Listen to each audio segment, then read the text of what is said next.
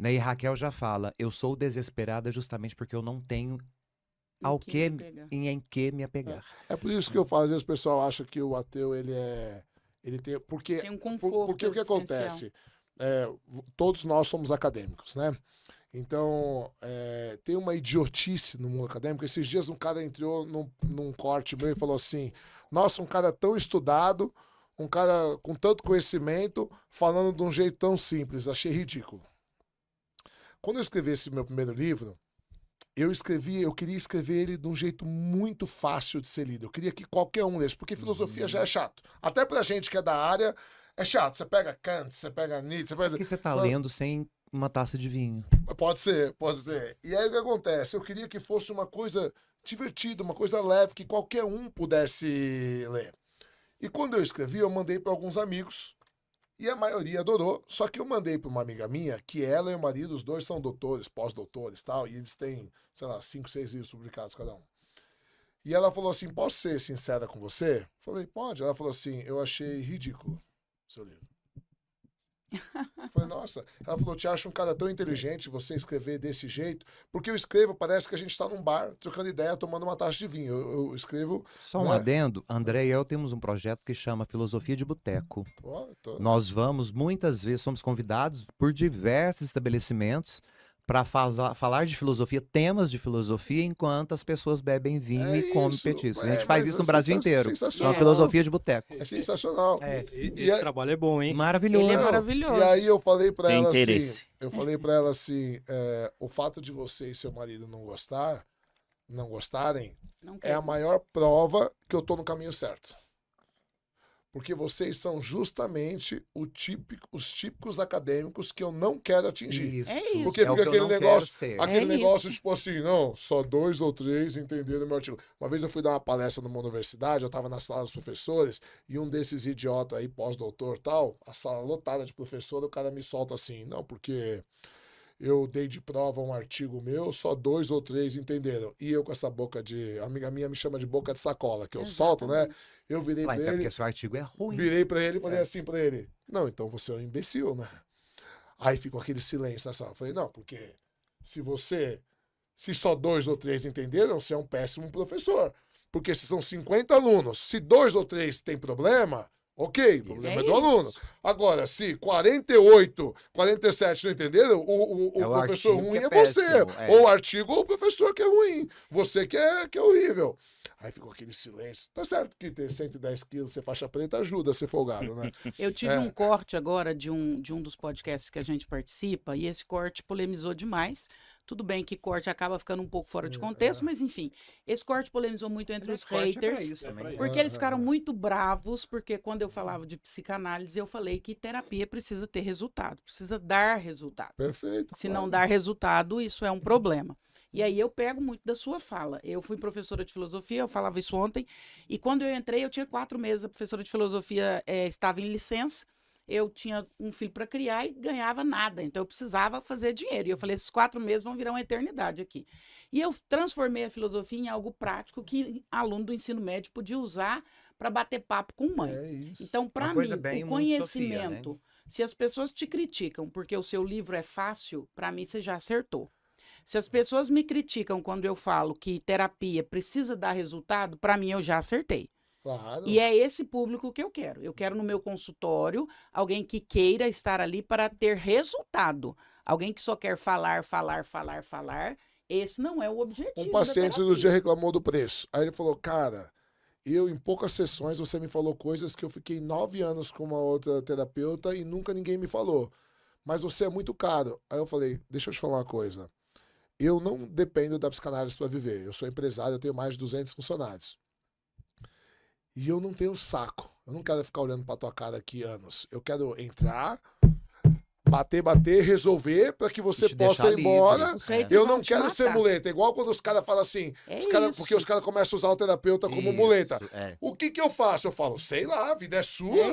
Entendeu? Não vem querer que eu decida. Depois de alguma coisa errada, aí a culpa é minha. Eu quero te dar ferramentas para que você possa... Mas o seu papel é fazer intervenções contundentes que vai fazer a pessoa parir respostas e o mais rápido possível. Porque tempo hoje é um ativo caro. Aí eu falei pra ele, faz as contas. você, em 4 meses, você tá se dando alta, que você tá se sentindo... Pronto. 4 meses. Faz as contas, quanto você gastou em 9 anos. Qual foi mais caro? Mas aí você sabe o que vai acontecer? Pô, é matemática simples, né? O psicanalista ortodoxo, com essa fala sua que o paciente em 4 meses ganhou alta, nesse momento tá rasgando a roupa. Porque a ideia é que isso não pode acontecer, que o tratamento nunca acaba, que o paciente precisa longamente entrar em contato com as suas questões. Mas a verdade, vamos ser sinceros, é que como os caras vivem disso, eles ficam enrolando os pacientes para manter o salário deles. O problema é que eles não vivem disso. Eles estão na ausência. Por quê? Porque eles não têm paciente suficiente nos consultórios, o valor deles é pífio e eles ficam incomodados pelo fato... Não, não. Sim. Então eles ficam incomodados por quê? Porque nós apresentamos resultados e valorizamos os anos de estudo. Porque eu não te dou terapia, eu te vendo. O que eu te ofereço no divã? 40 anos de estudo. É isso. O que você está pagando não são 50 minutos de sessão. Você está pagando os livros que eu li, as provas que eu fiz, os diplomas que eu tenho. As pessoas que eu conversei, justamente. que eu vi, a experiência de vida, porque a gente vive 1000 vidas no consultório. Justamente. O Logos precisa se transformar em carne, parafraseando o Evangelho.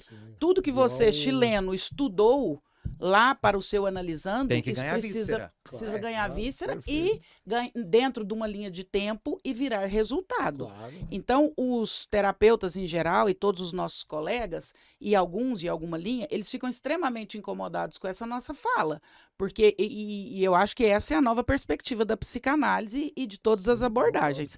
E se isso não acontecer, nós vamos cair na história que Bento XVI fala sobre a igreja. Daqui a pouco seremos apenas 12 novamente.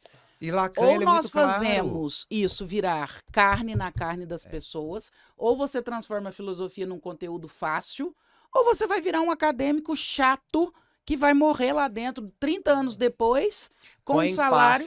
Com a empáfia de dizer, ninguém entendeu. Não, e aí sabe o que foi mais engraçado? Em 3 meses meu livro virou best-seller. Tipo, eu não esperava vender 50, vendeu 5 mil em 3 meses. E aí eu comecei a ganhar prêmios e ele ficou 3 semanas os mais vendidos do Brasil, sendo que teve uma semana que ele foi o livro mais vendido do Brasil. E aí ele foi escolhido para ser comercializado no Japão, para brasileiros no Japão, e aí saiu em várias revistas. Teve uma rede de escolas que escolheu meu livro como leitura alternativa, então eu indicava para os alunos lerem, não sei o quê. E aí cada artigo que saía, cada revista, cada não sei o quê, eu mandava para ela e falava assim, nossa, meu livro é ridículo, né? Nossa, até a hora que ela me bloqueou. Vingativo, hein? Até porque você afrontou. Você tá precisando de terapia, você ficou ressentido, cara. Não, eu achava Levou pro coração, não levou? Paliativo. Eu acho o máximo, porque assim... Ele afrontou. Eu achei primeiro da indelicadeza do jeito que ela falou, e eu achei de uma arrogância. Ela falou, você vai ser uma piada no mundo acadêmico se você fizer isso. Eu falava, nossa, que piada. Eu falei, ainda bem que eu sou uma piada, né? Porque eu, com um livro, em poucos meses, eu já estourei todos os recordes que você e seu marido junto com não sei quantos Isso, justamente. livros. Entende? Fala, olha, a minha piada monetizou bastante. E aí eu vou te falar, eu virei meio que assim, o queridinho da editora, porque eu tenho um jeito muito diferente de escrever, né? Dessa daqui? Das duas, todos os meus livros são da mesma editora, da literária.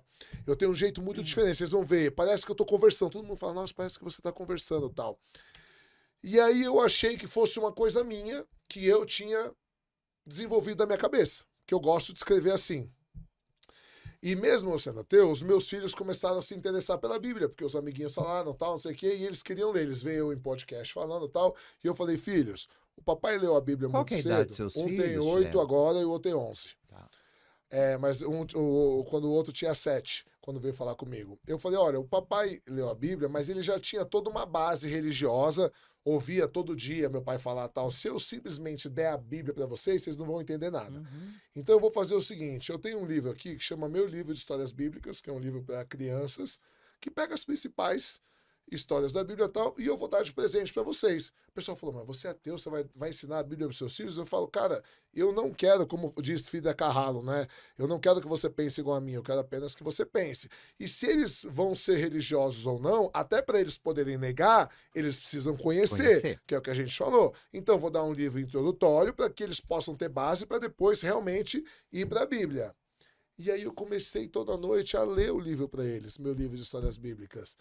E minha mãe lia quando eu era pequenininho, minha mãe lia pra gente. E aí, pra minha surpresa, o estilo literário Era o mesmo. era o mesmo. E aí eu falei, cara, esse Freud era um filho da puta, não é que ele me entende das coisas mesmo, né? Porque É uma ficou eterna gravado repetição. no meu inconsciente, eu achando que eu era o máximo. Eu criei inovador. tua mãe lá em 1970. E ela lia o livro pra mim que... Eu diria Elis olha, Regina, né? Minha vocês... dor é perceber. O livro começa assim, você está vendo esse casal? Ele está no meio de vários animais e os animais não mordem. Isso não é interessante? Eu não sei, e ele está conversando com as crianças e tal. E aí eu fui perceber que o meu estilo literário é exatamente o livro que minha mãe lia para mim. A eterna repetição, né? É demais. Do padrão. É muito bom. Ô, Chileno, em algum momento você não foi sempre ateu, Não. né? Então, vamos se dizer assim que a religião ali, você ser crente já te confortou em algum momento da sua vida. Muito. Hoje, você não acreditando mais, não crendo mais, o que tapa esse buraco? Se você passar por algum momento difícil da sua vida, o que vai tapar esse buraco aí que talvez você, se hoje não fosse ateu, você teria na religião? Então, para a psicanálise, nada tapa o buraco. Né? É o vazio da psicanálise. A gente sempre, o que move o ser humano é o vazio. Né? Lacan vai dizer que, na verdade, o que gera a diferença do ser humano para os animais é o trauma, né? Que é a neurose, que chama de neurose. Então, quando se chama de, na verdade, a gente representa a psique como se fosse uma espiral, onde você nasceu, e aí Melanie Klein, que é uma psicanalista famosa, ela vai dizer que o primeiro trauma da vida é o nascimento. E cada experiência que você tem, porque para a psicanálise, traumas são situações com emoção muito forte, não necessariamente são coisas ruins. Cada trauma que você vê, ele vai marcando a sua psique e isso vai construindo a sua personalidade. Então, a falta sempre existe em mim hoje, mas como eu tento preencher? Eu tento preencher no meu